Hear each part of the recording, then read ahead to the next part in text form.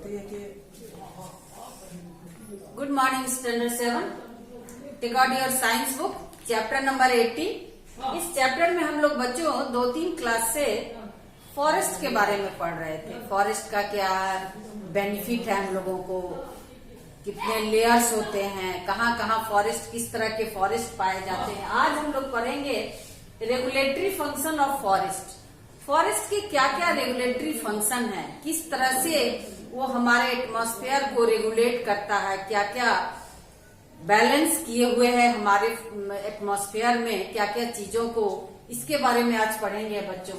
सबसे पहला फॉरेस्ट क्या करता है, मेंटेन ह्यूमिडिटी इन एयर। हमारे एटमॉस्फेयर के ह्यूमिडिटी को कंट्रोल करता है बच्चों। ये तो आप लोग जानते हैं कि प्लांट्स के लीफ में ट्रांसपिरेशन का प्रोसेस होता है बच्चों।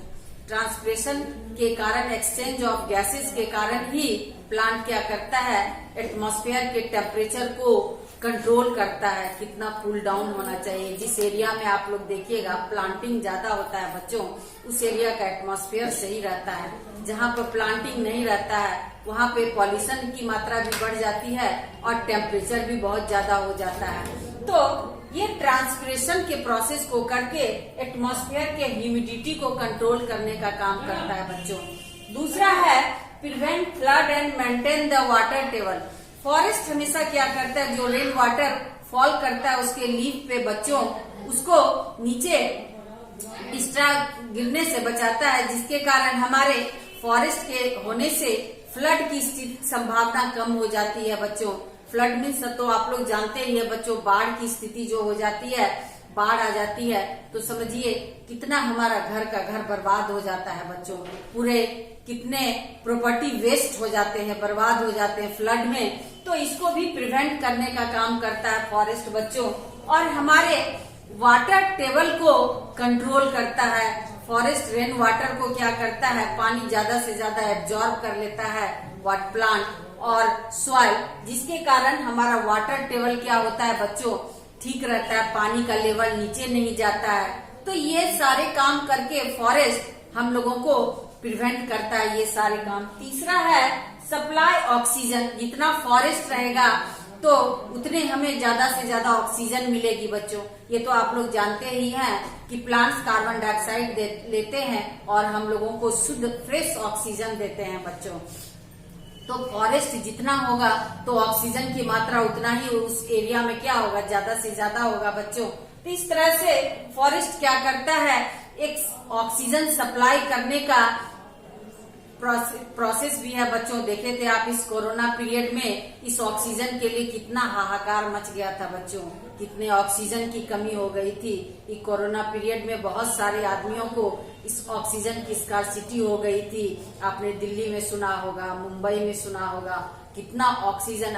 ये ऑक्सीजन पे करने के लिए आदमी, ह्यूमन बींग कितना से कितना पैसे देने के लिए तैयार थे बच्चों, फिर भी उन्हें ऑक्सीजन नहीं मिल रहा था। और इस ऑक्सीजन के नहीं रहने के कारण बहुत सारे तो मर भी गए बच्चों, बहुत सारों का डेथ भी हो गया।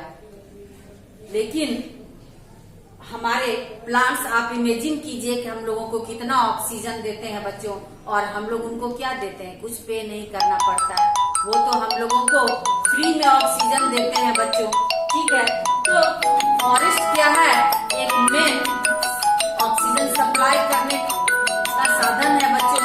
चौथा है एब्जॉर्ब कार्बन डाइऑक्साइड। फॉरेस्ट क्या करता है, एटमॉस्फेयर से कार्बन डाइऑक्साइड को ज्यादा से ज्यादा ऑब्जॉर्ब कर लेता है बच्चों, जिसके कारण हमारे एटमॉस्फेयर में हमें बहुत सारे ग्लोबल वार्मिंग से बचाता है, हमारे टेम्परेचर हाई ना हो इससे बचाता है, हमें पॉल्यूशन से बचाता है फॉरेस्ट बच्चों। तो ये तो आप जानते हैं कि प्लांट को फोटोसिंथेसिस के लिए कार्बन डाइऑक्साइड की जरूरत होती है बच्चों। तो ये सारे प्रोसेस करके फॉरेस्ट क्या करते हैं, हम लोगों के एटमॉस्फेयर को रेगुलेट करते हैं और हमें कितने बेनिफिट देते हैं बच्चों। ये सब देख के हमें नहीं लगता है कि हमें अपने फॉरेस्ट को बचाना चाहिए बच्चों। तो सबसे पहला क्या करते हैं, maintain the humidity in air करते हैं, प्रिवेंट फ्लड करते हैं, वाटर टेबल को बचाते हैं बच्चों, ऑक्सीजन हमें देते हैं, और कार्बन डाइऑक्साइड जो कि ज्यादा हो जाए तो हमारे लिए हानिकारक है उसको वो एब्जॉर्ब कर लेते हैं बच्चों। तो ये सारे प्रोसेस को करके फॉरेस्ट हमारे लिए बहुत ही बेनिफिट है, बहुत ही जरूरी है। तो इसके लिए हमें भी तो चाहिए कि फॉरेस्ट का हम लोग प्रोटेक्शन करें बच्चों। ठीक है, तो आज के लिए बस इतना ही बच्चों। ये सारे टॉपिक को आप लोग अपने घरों में डिटेल से फिर पढ़िएगा। नेक्स्ट डे हम लोग पढ़ेंगे बच्चों डिफॉरेस्टेशन के बारे में कि किस कारण से डिफॉरेस्टेशन हो रहा है और इसके क्या हार्म है, इसके कारण हमारे ऊपर क्या हार्म इफेक्ट हो रहा है, इसके बारे में पढ़ेंगे बच्चों। Next day we will continue. Okay, bye बच्चों। कौन